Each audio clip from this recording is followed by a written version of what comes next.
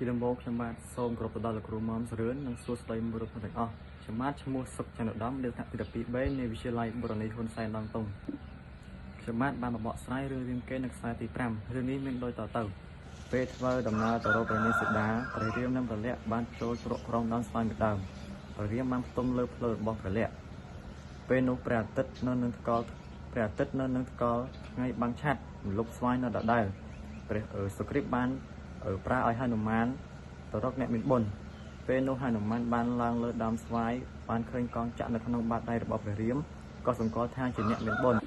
hai nồng man cái cho bị lơ đam xoay rồi từ tô về riếm chia cứ chia trở ngoài được bọc khô cúp về riếm man mơ cô lật tón rồi bọc luôn khơi hai nồng man cả ban ha mọt trên giật mây từng lư trang bằng phê loi về riếm man khơi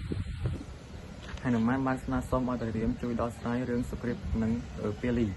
ក្រោយមកព្រះរាមនិងសុគ្រីពបានចងជាមិត្តរីនឹងគ្នាដោយសន្យាថា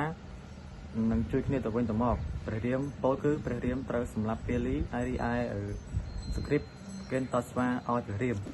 បន្ទាប់មកព្រះរាមក៏បានបាញ់លើកំទេចដើមសត្វបាលដែលដុះនៅលើខ្នងនាគតាំងពីកំណើតផែនដីមកក្រោយមកព្រះរាមក៏បញ្ជាឲ្យសុគ្រីពហៅពាលីមកចេញច្បាំងព្រះអង្គលបបាញ់លើកទី1មិនត្រូវព្រោះច្រឡំគ្នាពេលនោះព្រះលក្ខក៏ពាក់បំរងការឲ្យទៅនឹងសុគ្រីព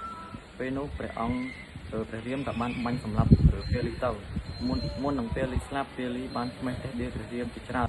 ពេលនោះនាងទេវតាក៏បានយំសោកនៅលើសាកសពរបស់ពាលីក៏ក្តៅក្រហាយដល់ព្រះអិនក៏ឲ្យព្រលឹងពាលីទៅចាត់ជាតិនៅឋានសួគ៌លុះបានសម្រេចបំណងហើយសុគ្រីពក៏ត្រូវព្រះរាមរៀបអភិសេកនឹងឡើងសោយរាជនៅខខណ្ឌបុរីដោយសុគ្រីពមិនបានគេតស្វាឲ្យព្រះរាមតាន់ពេលវេលាសុគ្រីពក៏គម្រាមកំហែងថានឹង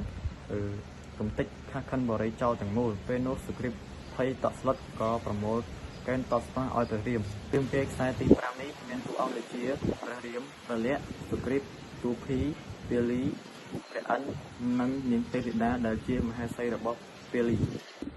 ជាចុងក្រោយខ្ញុំបាទសូមអរគុណទៅដល់លោកគ្រូមុំសរឿននិងមិត្តរួមទាំងអស់ដែលបានចូលមកស្ដាប់និងទស្សនាដែលខ្ញុំបកស្រាយរឿងរាមកេរ្តិ៍នៅខ្សែទី5នេះសូមអរគុណ